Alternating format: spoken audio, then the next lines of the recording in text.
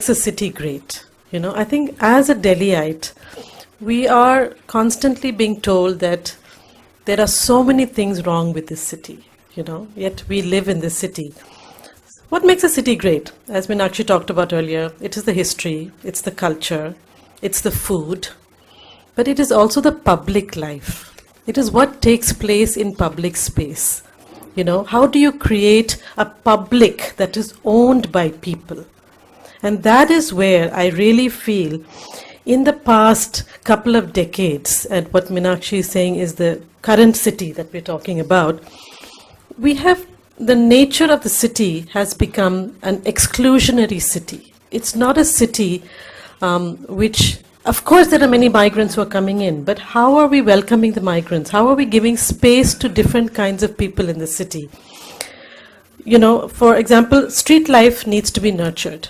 Today, there are very few places in Delhi where you can really say it is a public space that you can go and spend time.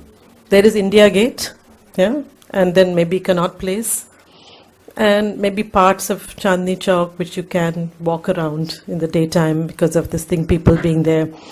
But the vast part of the city has just become this megalopolis where cars are rushing from here to there, So what has happened is we've started building a city for cars, not for the person on the street. And when you build a city for a car, you build a fast city, but you also build an unsafe city.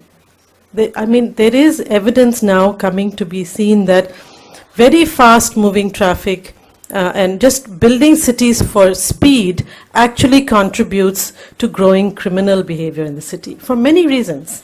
One is there are less people on the streets, and there are many parts of the city in Delhi. If you go after 7 o'clock, even our wonderful Lutyens Delhi, which has got beautifully tree-lined avenues, I don't know how many of you young women would feel comfortable walking there at 8 o'clock at night on your own, because there are no people on the streets. There are no people. You have beautiful streets, but you don't have people on the streets. And unless you can encourage people to use the streets, you are building a city which is exclusionary, And I think, who is the denizen of Delhi? I would like to differ from Mr. Beniwal on this a little bit. And the migrant, aren't we all migrants in this city? I migrated 30 years ago. I don't know when you all migrated. Some of you may be longer than that. Maybe some of you were born here, yes, but your parents migrated here. So everyone is a migrant in the city, actually. So let us not say that it's the migrants who are causing problems. If there is increasing migration today, how do we begin to deal with the right of everybody in the city? Is the denizen of Delhi only he or she who owns property? Is the homeless person in Delhi not a citizen of the city? Does he or she not have rights? So I think we need to begin to look at a narrative which is more compassionate, which is more inclusive. We've read of cases of discrimination against Northeast people. We've read of cases of discrimination against Africans in the city. This is not a compassionate, kind city. There is something wrong here. But Delhi can be a great city. I genuinely believe it, I think that it is, after all, people who make a city. It is the infrastructure, it is the buildings, it is the public transport, definitely. But it is the people.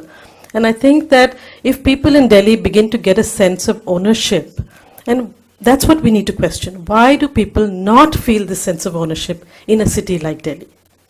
Thank you. Krishna, would you like to come? Safety in this country, not just the city, has become one of protectionism.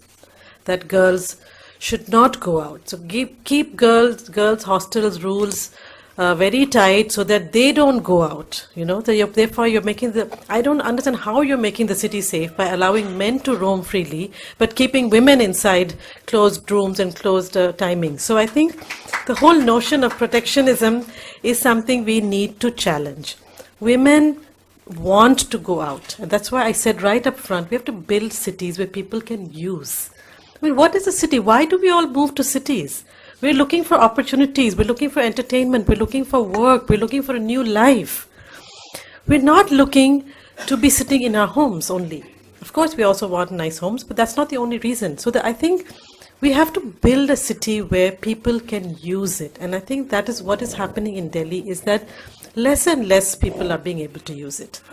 It is a very male-dominated public space. If you look at any part of the city in Delhi, especially after dark, it's extremely male-dominated. You'll see very few women out in public in the city. You don't even if you look at the number of people driving, you'll see very few women out, especially after dark.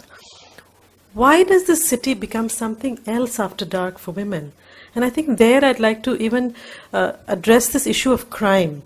When we talk about crime and we talked about rape, as you said, Mr. Beniwal, yes, rape is a lot of 70% of the statistics that you've shown take place by known people. But there is the entire gamut of everyday violence that women face. When you're walking on the street, someone feels you up, someone whistles at you, you're sitting in a bus, you're going on a metro. It is that everyday experience of violence that we're talking about. Of course, the rapes are the most heinous ones and we must address them. But we have to address everyday violence which makes fear a part of a woman's life in city. You know, I fear when I step out. If I know I have to go back late, and I'm sure many young people, you fear it. It's not that every day you face violence, but every day you face fear. And I